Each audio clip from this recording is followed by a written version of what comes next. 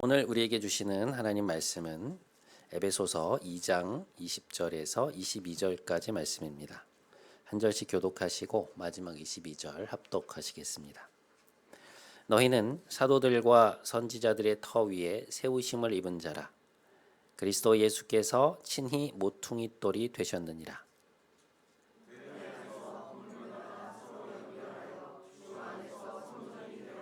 함께 너희도 성령 안에서 하나님이 거하실 처소가 되기 위하여 그리스도 예수 안에서 함께 지어져 가느니라. 아멘. 이것은 하나님의 말씀입니다.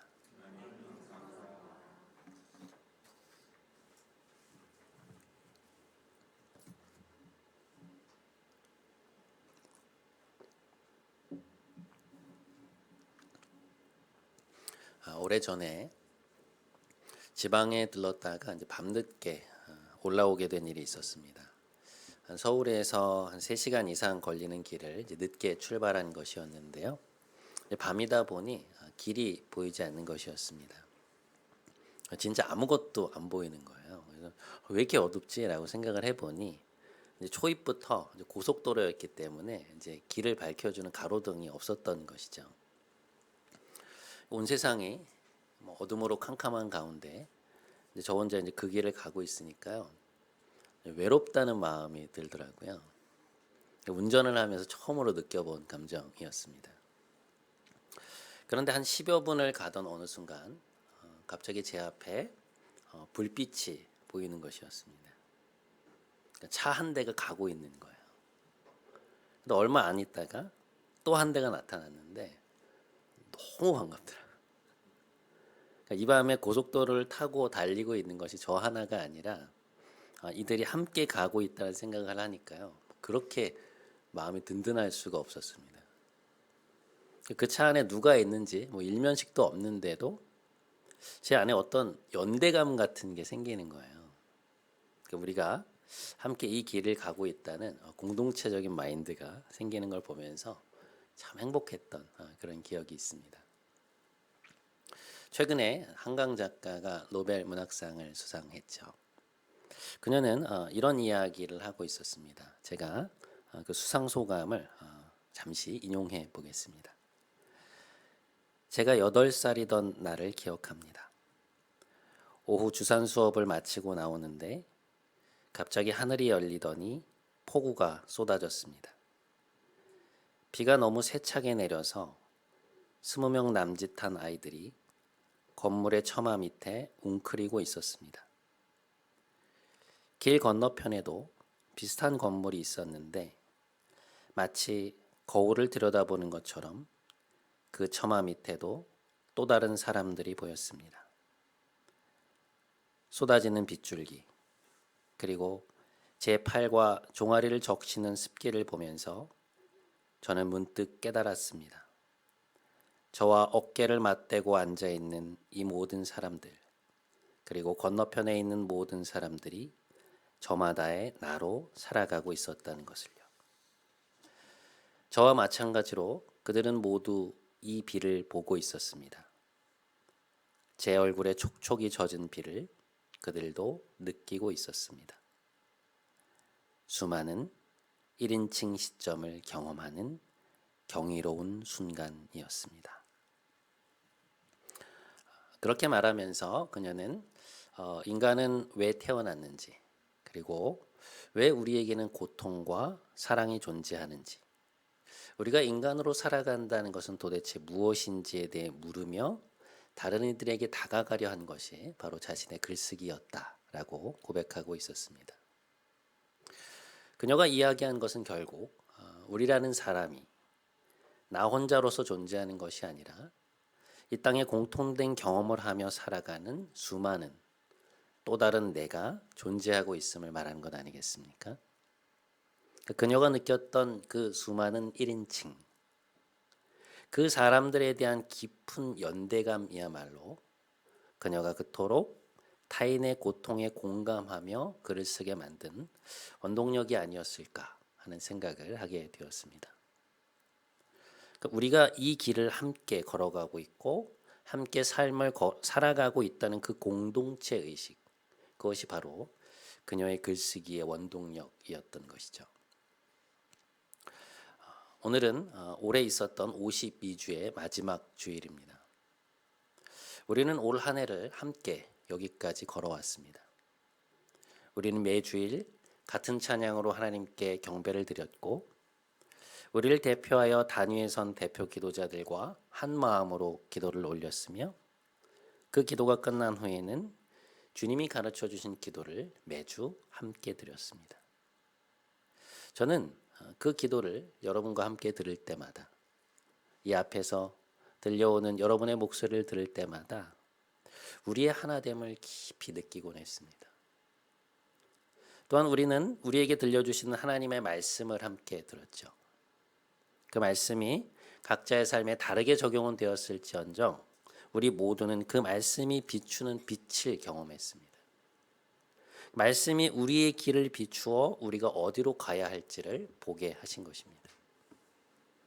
그런 의미에서 우리는 우리 각자의 삶을 살아옴과 동시에 한 공동체로서 여기까지 온 것이죠. 그 깊은 결속을 오늘 본문은 이렇게 우리에게 전해주고 있습니다. 에베소서 2장 20절에서 22절 말씀, 너희는 사도들과 선지자들의 터 위에 세우심을 입은 자라. 그리스도 예수께서 친히 모퉁이 돌이 되셨느니라. 우리 그 다음 말씀을 한번 함께 읽겠습니다. 자, 시작. 그의 안에서 건물마다 서로 연결하여 주 안에서 성전이 되어가고, 너희도 성령 안에서 하나님이 거하실 처소가 되기 위하여 그리스도 예수 안에서 함께 지어져 가느니라. 너희는 사도들과 선지자들의 터 위에 세우심을 입은 자다. 여러분, 우리는 우리 혼자 혹은 우리 교회 홀로 갑자기 존재하게 된 것이 아닙니다. 우리의 신앙은 멀리 사도들과 선지자들의 전통 위에서 여기까지 이어져 내려온 것입니다. 하나님의 백성으로 우리보다 앞서 있었던 수많은 믿음의 선조들이 있었기에, 또한 우리보다 먼저 신앙을 가진 우리의 부모님, 우리의 친구들, 멘토, 또한 교회가 우리의 곁에 있었기에 우리는 오늘 이러한 신앙을 갖게 되었다는 것이죠. 또한 그리스도 예수께서 친히 모퉁이 돌이 되셨다라는 것은 무슨 의미인가요? 모퉁이 돌이라는 것은 벽과 벽 사이를 이어주는 곳에서 중심을 잡아주는 커다란 돌을 의미합니다. 이 고대 건축에서 모퉁이 돌은 아주 큰 역할을 했는데요. 모퉁이 돌이 올바른 자리에 제대로 있어야만 두 벽이 만나서 형성이 되고 건물이 올라갈 수가 있는 것이죠. 그리스도께서 우리 삶의 기초요, 모퉁이 돌이 되신다는 것입니다. 그를 통하여 그 안에서 우리가 서로 연결되어 하나님의 처소가 되기 위하여 함께 지어져 가고 있다고 본문은 말씀하고 있죠. 교회의 중심에는 언제나 그리스도가 계시고, 그분을 중심으로 우리가 함께 연합하여 하나님이 거하실 성전이 되어 간다는 것입니다. 그것이 바로 교회의 신비이죠. 우리가 함께 모여서 신앙생활을 하고 있는 이 공동체가 바로 교회라는 것입니다. 그런 의미에서 교회는 건물이 아니라 우리의 공동체성, 다시 말해 우리가 함께 이루어가는 이 공동체가 하나님이 거하시는 장소가 된다는 것이죠. 서로 간에 더 깊은 관계성 아래, 사랑 안에서 더 끈끈한 공동체가 되어갈 때 우리는 하나님이 거하실 더욱 아름다운 성전으로 만들어져 간다는 것입니다. 우리는 지금 그런 의미에서 온전한 교회가 되기 위하여 함께 만들어져 가고 있다는 것이죠. 참 놀라운 진리라는 생각이 듭니다. 우리가 하나님의 성전이 되어 간다는 것은 나 하나가 잘해서 되는 일도 아니고, 나 혼자서 이룰 수 있는 일이 아니라 우리 모두가 함께 있어야만 가능하다는 것입니다. 올해는 우리 교회가 시작된 지 3년 차가 되는 해였습니다. 올 한 해를 보내며 저는 교회가 무엇인지에 대해서 참 많이 생각하게 되었습니다. 교회가 무엇일까? 우리가 신앙생활을 영위하기 위해 어떤 건물을 두고 왔다 갔다 하는 것이 교회가 아닐 텐데 과연 교회의 본질은 무엇일까? 그런 생각을 참 많이 하게 되었는데요. 이 교회란 무엇인가? 교회의 본질의 첫 번째 것은 방금 전에도 말씀을 드렸지만 공동체입니다. 교회라는 것은 결국 공동체를 말하는 것이죠. 제가 종종 여러분께 우리 교회는 이라고 말하지 않고 우리 공동체는 이라는 말씀을 드리잖아요. 그러니까 교회라는 것은 나와 너, 나와 우리가 함께 있는 곳이라는 것이죠. 신약 성경에는 교회에 대한 여러 가지 은유가 있는데요. 그 중에서 가장 많이 쓰이는 가장 강력한 은유가 뭔가 하니 바로 교회가 그리스도의 몸이라는 것입니다. 고린도전서 12장 12절 이하에 보면 사도 바울이 이런 얘기를 합니다. 자, 고린도전서 12장 12절에서 20절까지 말씀 여러분 한번 들어보시죠. 몸은 하나인데 많은 지체가 있고 몸의 지체가 많으나 한 몸인 것과 같이 그리스도도 그러하니라. 우리가 유대인이나 헬라인이나 종이나 자유인이나 다 한 성령으로 세례를 받아 한 몸이 되었고 또한 모두 한 성령을 마시게 하셨느니라.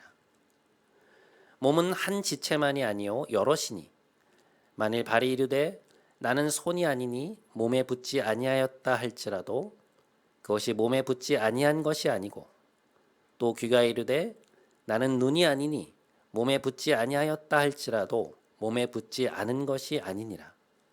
만일 온 몸이 눈이면 듣는 곳은 어디며 온 몸이 듣는 곳이면 냄새 맡는 곳은 어디냐.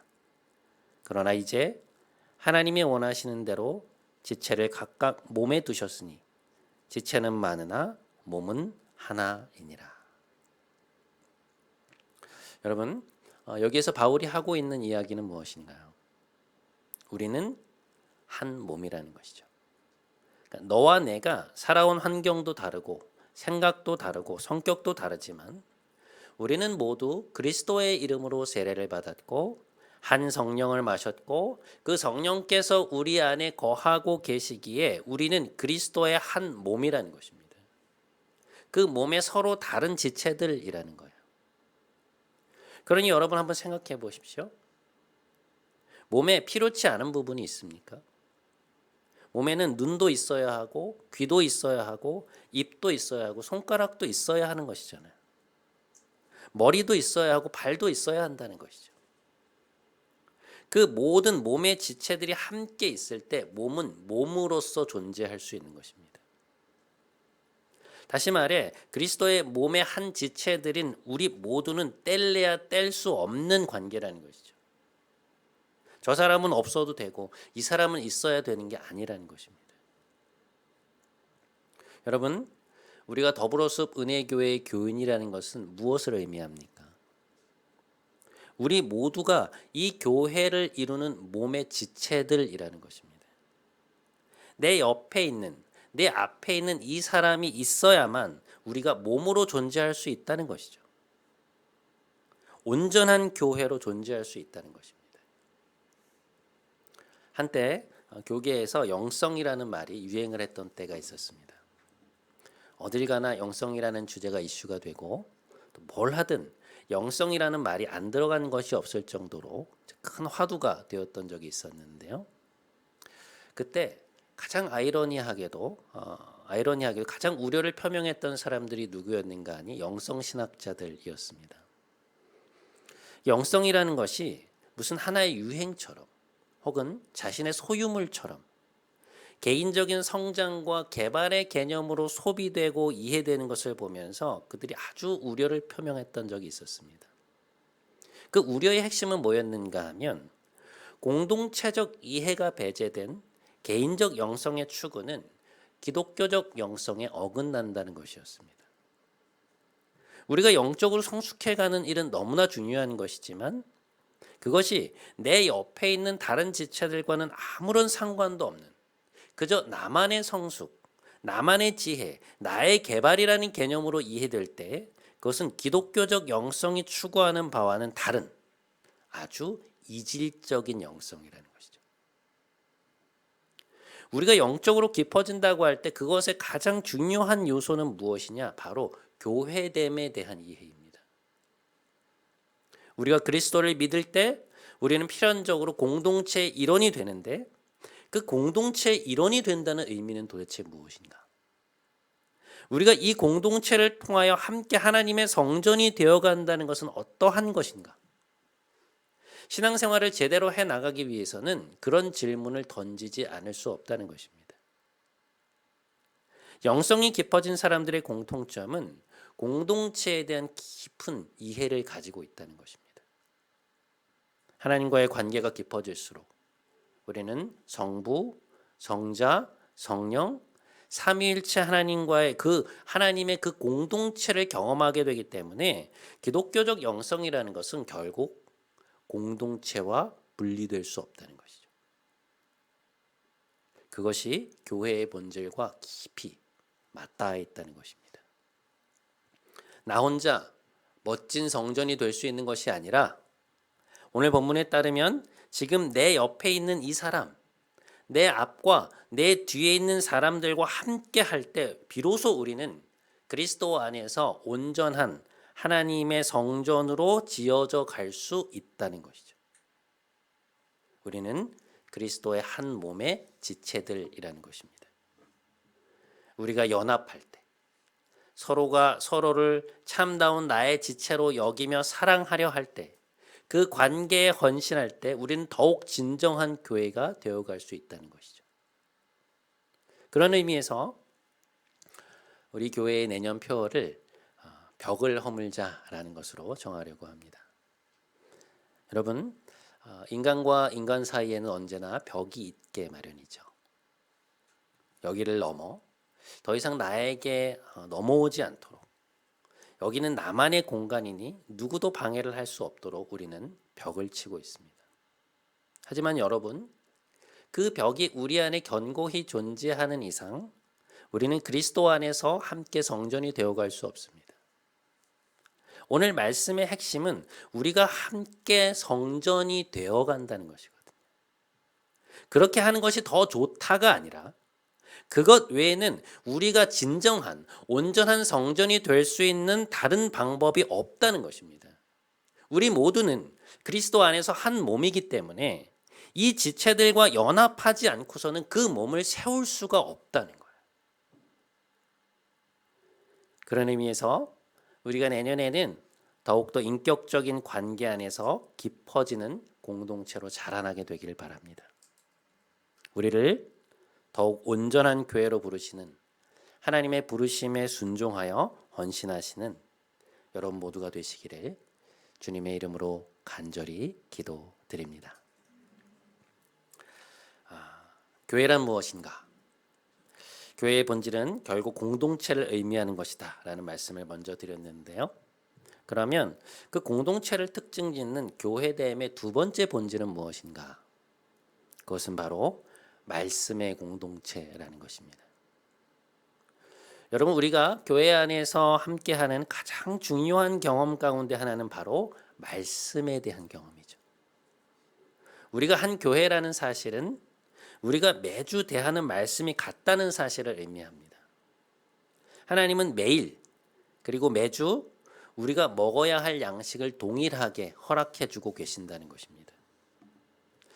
그래서 제가 매일 말씀을 준비할 때마다 드리는 기도가 있습니다. 하나님, 오늘 우리에게 일용할 양식을 주옵소서. 하나님께서 이번 주간 우리에게 주고자 하시는 말씀을 저에게 허락하옵소서. 이 기도를 꼭 드립니다. 말씀이라는 것은 제가 은혜를 받고 끝나는 것이 아니라 우리에게 주시는 말씀이기 때문이죠. 제가 매일 아침 그리고 주일마다 전하는 말씀은 저에게 주시는 말씀이기도 하지만 어떻게 그것이 제 개인만을 향한 말씀이겠습니까? 그것은 저를 통하여 더불어서 은혜교회의 지체들인 여러분 모두에게 주시는 하나님의 말씀인 것이죠. 우리는 그 말씀을 통해 우리를 한 공동체로 부르시고 또 한 교회로 부르시는 하나님을 경험하고 있는 것입니다. 참으로 공교롭게 또 감사하게도 우리는 바로 하나님 말씀에 관한 시편인 시편 119편으로 한 해를 마무리하고 있는데요. 하나님은 올 한 해 우리에게 참 많은 말씀을 주셨습니다. 말씀을 통해 우리에게 큰 위안을 주시기도 했고 우리를 격려하시기도 하셨으며 때로는 책망하시고 때로는 가야 할 길을 보여주셨습니다. 고난 속에서도 이 말씀으로 인하여 우리를 살게 하셨습니다. 그게 말씀의 힘인 것이죠. 그렇게 하나님은 하나님의 말씀으로 우리를 함께 빚어오셨습니다. 여러분, 이 은혜가 놀랍지 않습니까? 같은 말씀을 통하여 각자 다른 상황 속에 있는 우리 한 사람 한 사람의 삶을 인도하심과 동시에 우리를 한 공동체로서 같은 경험을 하게 하신다는 것은 정말로 놀라운 일이라는 생각이 듭니다. 우리에게 주시는 그 말씀을 통하여 우리 각 사람은 하나님의 형상으로 빚어져 가고 있으며 우리 모두가 함께 하나님의 백성으로 동시에 빚어져 가고 있다는 것이죠. 출애굽기를 보면 이스라엘 백성들을 광야 속에서 하나님 백성이라고 하는 하나의 정체성으로 묶어준 것은 그들을 공동체로 만나시는 하나님에 대한 경험이었다는 것을 알 수 있습니다. 그들은 꽤나 많은 숫자였고 히브리 민족들이 출애굽할 때 그 애굽의 노예로 있었던 다른 민족의 사람들도 함께 섞여 나왔다고 하는 이야기를 성경은 말하고 있습니다. 그러한 그들이 어떻게 광야에서 하나가 될 수 있었을까? 그것은 그들에게 말씀하시는 하나님의 말씀에 대한 공통의 경험 때문이었습니다. 그들은 광야의 길 속에서 같은 길을 걸으며 같은 문제에 부딪히는 가운데 모세를 통해 주어지는 하나님의 말씀을 들었습니다. 하나님은 말씀으로 그들을 만나 주셨고 그들과 소통하셨죠. 그 말씀에 대한 그 공통된 경험이 그들을 하나님의 백성, 곧 교회로 만든 것이죠. 예수님의 제자들은 어떠합니까? 그들 역시 다 다른 사람들이었죠. 그들은 자라온 환경도 달랐고 출신도 달랐고 경제적 수준과 정치적 성향도 다 다른 사람들이었습니다. 그래서 복음서에 보시면 자주 다투잖아요. 마음이 맞지 않는 일들이 많이 있었던 것 같아요. 그런데 그들이 어떻게 그렇게 하나가 되어갈 수 있었을까요? 주님이 그들에게 주시는 말씀을 함께 들으며 그 말씀으로 함께 가르침을 받고 그 말씀의 능력을 함께 경험해 나가는 과정을 통하여 그들은 점점 하나가 되어갔던 것이죠. 주님의 말씀을 통한 그 하나됨이 결국 그들을 초대교회로 만든 것 아니겠습니까? 주님은 하나님의 말씀 되신 스스로의 행동과 본을 통하여 또한 주님 자신의 말씀을 통하여 제자들을 당신의 백성으로 빚어져 가셨던 것을 볼 수 있습니다. 이 말씀의 중요성에 대해 주님은 요한복음 15장 4절에서 이렇게 말씀하십니다. 나는 포도나무요 너희는 가지라. 그가 내 안에 내가 그 안에 거하면 사람이 열매를 많이 맺나니. 여러분 여기 보시면 그가 내 안에 내가 그 안에라는 말씀을 하시면서 주님은 서로가 서로 안에 거하는 상호 거주에 대해서 말씀하고 계시죠. 하지만 어떻게 우리가 주님 안에 거하고 주님께서 우리 안에 거하신다는 것인가? 바로 그 다음 말씀에 보면 방금 하셨던 이 말씀이 무슨 뜻인지를 설명을 해주세요. 해석을 해주십니다. 자, 요한복음 15장 7절 말씀 우리 한 목소리로 함께 읽겠습니다. 시작. 너희가 내 안에 거하고 내 말이 너희 안에 거하면 무엇이든지 원하는 대로 구하라. 자, 여기 보시면 너희가 내 안에 거하고 라는 말씀은 그 앞에 구절에서 그가 내 안에 라는 말씀과 대응되는 구절이죠. 그리고 나서 그 다음에 내가 그 안에 라는 말에 대응되는 말씀을 뭐라고 표현하시나요? 그 뜻을 뭐라고 풀고 계십니까? 내 말이 너희 안에 거하면 이라는 말씀으로 풀고 계시죠. 정리해 보면 내가 너희 안에 거한다 라는 말씀은 결국 내 말이 너희 안에 거하면 이라는 말과 같은 의미라는 것입니다. 바리새인들의 경우에는 주님의 말씀이 그들 안에 거할 곳이 없어서 그들이 예수님을 배척하고 죽이려 한다고 말씀하시거든요. 그런 의미에서 보자면 우리는 주의 말씀이 거할 공간이 있는 사람들이라는 것이죠. 주의 말씀이 거할 공간이 있는 사람들끼리 모여서 함께 우리에게 주시는 하나님의 말씀을 기다리며 또한 받고 있는 것이죠. 우리에게 주시는 그 말씀으로 주님은 이 공동체 가운데 거하고 계신다는 것입니다. 그 말씀으로 우리를 동일한 하나님의 백성으로 빚어가고 계신다는 것이죠. 그런 의미에서 우리가 함께 동일한 말씀을 받고 있는 지금의 이 경험들은 우리가 함께 교회가 되어감에 있어서 너무나도 중요한 경험이라는 것입니다. 이 경험이 있어야만 우리가 함께 교회로 지어져 갈 수 있다는 것이죠. 오늘 이렇게 우리에게 허락하시는 말씀을 함께 듣고 있다는 이 경험의 의미를 깨닫고 소중히 여기시는 여러분들이 되시길 바랍니다. 네. 올 한 해를 마무리하는 이 마지막 주간, 오늘 우리는 함께 교회가 되어간다는 것의 의미에 대해 함께 살펴보았습니다. 교회란 무엇인가? 첫 번째로 그것은 우리가 하나의 공동체가 되었다는 것을 뜻한다고 말씀을 드렸습니다. 그리스도를 믿는 우리는 홀로 존재하는 것이 아니라 모두가 하나님의 이름으로 세례를 받았고 한 성령을 받았으며 그리스도라는 한 몸의 지체가 되었음을 생각해 보았습니다. 우리 모두는 그리스도라는 몸의 일부이며 한 몸의 서로 다른 지체들이라는 것이죠. 그렇기에 우리 홀로 성숙하고 깊어져 갈 수 있는 것이 아니라 우리를 함께 부르신 이 공동체 안에서 하나님의 성전으로 더욱 온전히 함께 지어져 갈 수 있다고 말씀을 드렸습니다. 그 외에 성전이 될 수 있는 방법은 없다는 것입니다. 두 번째, 교회됨이라는 것은 공통된 하나님 말씀의 경험을 갖는다는 것이었습니다.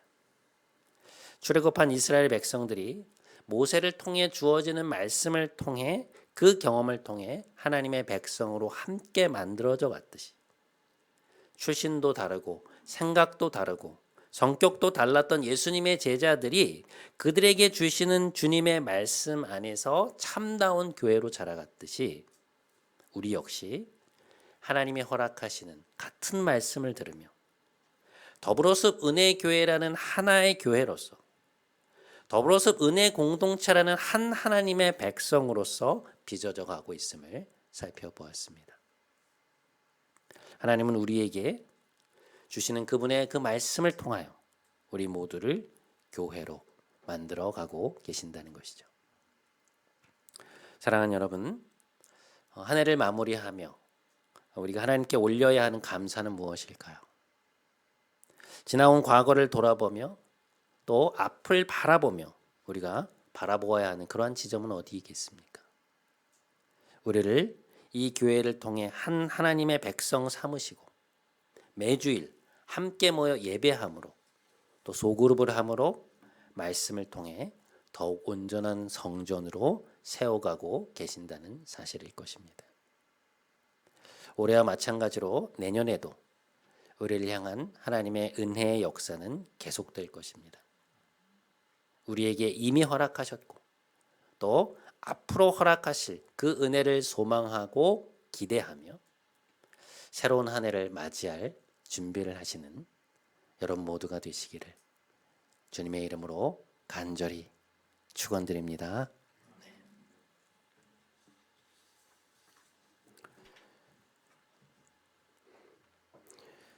오늘 우리 이 찬양을 함께 하면 좋겠습니다. 임재라는 찬양인데요.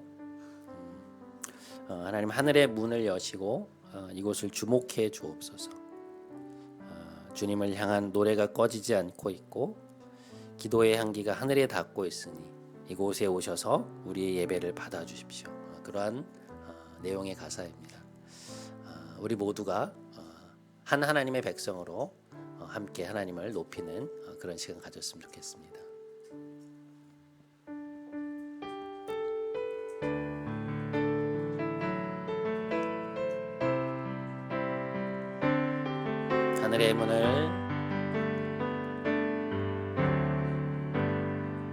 하늘의 문을 여소서.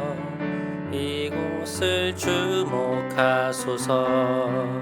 주를 향한 노래가 꺼지지 않으니 하늘을 열고 보소서. 이곳에 임재하소서. 주님을 기다립니다. 기도의 향기가 하늘에 닿으니 주여 임재하여 주소서. 이곳에 오셔서 이곳에 앉으소서. 이곳에서 드리는 예배를 받으소서. 주님의 이름이 주님의 이름만이 오직 주의 이름만 이곳에 있습니다. 이곳에 오셔서 이곳에 앉으소서. 이곳에서 드리는 예배를 드소서. 주님의 이름이 주님의 이름만이 오직 주의 이름만 이곳에 있습니다.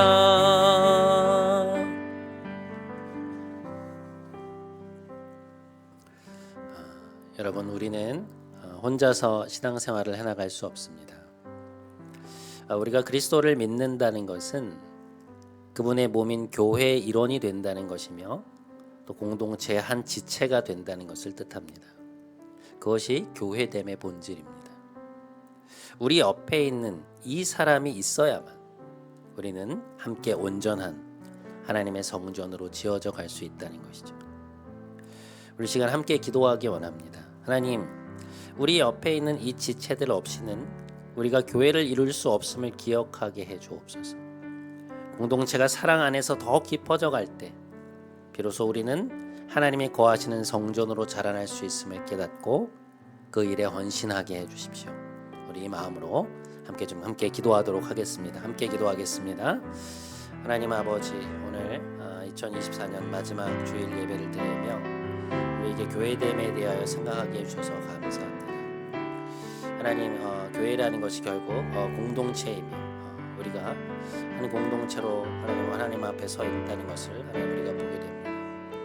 하나님, 우리가 하나님의 성전으로 자라나기 위하여는 하나님 그 어떤 것보다 바로 내 옆에 있는 이 지체들이 있어야 하며 내 앞과 뒤에 있는 이 사람들과 함께 있어야만 우리가 하나의 교회로 또 하나님이 거하시는 성전으로 자라날 수 있음을 하나님 우리가 보게 되었습니다. 주님, 우리가 이 공동체의 관계에 헌신하게 하여 주시고 이 공동체를 귀히 여길 수 있는 그러한 마음을 허락해 주옵소서. 주님 함께 하소서. 여러분, 우리가 한 교회라는 것은 말씀의 공동체라는 것을 의미합니다. 우리가 공동체라는 것은 우리에게 주시는 하나님 말씀에 대한 공통된 경험을 갖고 있다는 것이죠. 우리에게 말씀해 오시는 하나님에 대한 그 공통의 경험 안에서 우리는 함께 빚어져 가고 있고 함께 하나님의 백성이 되어 간다는 것입니다. 이 시간 한 번만 더 기도했으면 좋겠습니다. 주님, 주님의 말씀이 우리 가운데 거하기를 원합니다. 올 한 해 우리에게 너무나 귀한 말씀을 우리 공동체에게 허락해 주심에 감사드리며 내년에도 더욱더 귀한 말씀으로 우리를 함께 빚어져 가 주옵소서. 말씀을 우리에게 허락하여 주옵소서. 우리 기도 제목 가지고 간절히 하나님 앞에 한 번만 더 기도하도록 하겠습니다. 함께 기도하겠습니다. 하나님 아버지, 올 한 해 우리에게 많은 은혜를 허락해 주셔서 감사합니다. 참 많은 은혜가 있었지만 그러나 무엇보다 우리에게 정말 많은 말씀들을 허락해 주셨습니다. 매일 아침, 매일 새벽, 또 매주일 하나님께서 우리에게 부어주시는 말씀들을 통하여 우리는 때로 위안을 얻었고 때로 격려를 받았고 고통 속에서도 그 고통을 지나갈 수 있었고 하나님 때론 책망하셨으나 우리의 길을 인도하시는 하나님의 인도하심을 받았습니다. 하나님 우리가 하나됨을 경험하였습니다. 하나님 감사합니다. 올 한해 우리를 말씀으로 채워주시고 말씀으로 가르쳐주심에 감사합니다. 이제 내년 한 해를 하나님 손에 의탁드립니다. 내년에도 우리에게 말씀하여 주옵소서. 우리 공동체에게 말씀하여 주옵소서. 우리 더불어서 은혜 공동체를 말씀으로 만나 주시옵소서.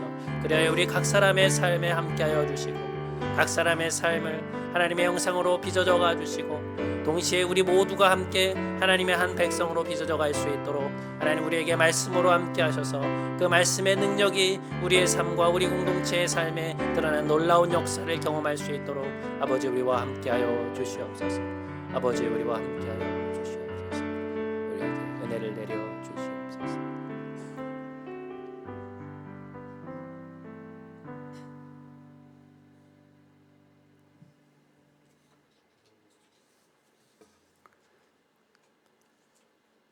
교회의 주인 되신 하나님, 2024년의 마지막 주간 오늘도 어김없이 우리에게 은혜를 허락하심에 감사드립니다. 2024년이라는 한 해를 함께 걸어온 지체들이 우리에게 어떤 의미인가를 되짚어 보았습니다. 교회라는 것은 결국 그리스도 안에서 한 몸 된 공동체이며 우리에게 주시는 말씀을 함께 경험하는 사람들인 것을 생각해 보았습니다. 또한 이들이 있어야만, 이 지체들과 함께여야만 우리가 더욱 온전한 하나님의 성전으로 자라갈 수 있음도 생각해 보았습니다. 하나님, 이 한 해를 이렇게 마무리할 수 있게 해주셔서 감사합니다. 내년에도 우리에게, 우리 공동체에게 말씀을 허락해 주시고 그 말씀을 통하여 우리 가운데 거하여 주옵소서. 어제나 오늘이나 영원토록 우리와 함께 하시는 우리 주 예수 그리스도의 이름으로 기도드립니다. 아멘. 이제 다 함께 자리에서 일어나셔서 마지막 파송의 찬양하심으로 오늘 예배 마치도록 하겠습니다.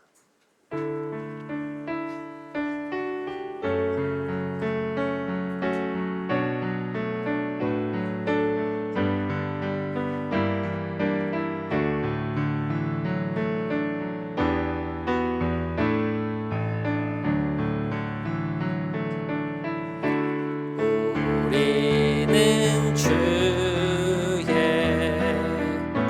백성이오니 주의 그 큰 일을 선포합니다.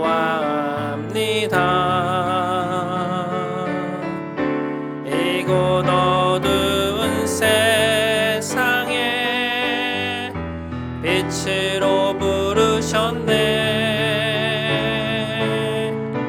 주의 얼굴 구할 때 역사하소서.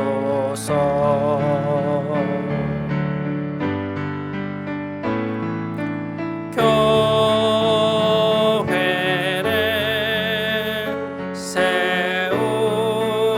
세우시고 이 땅 고쳐주소서.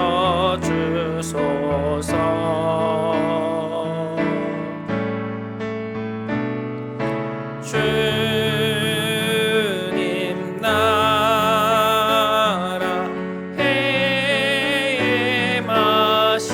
해임하시고 주 뜻 이루어지이다.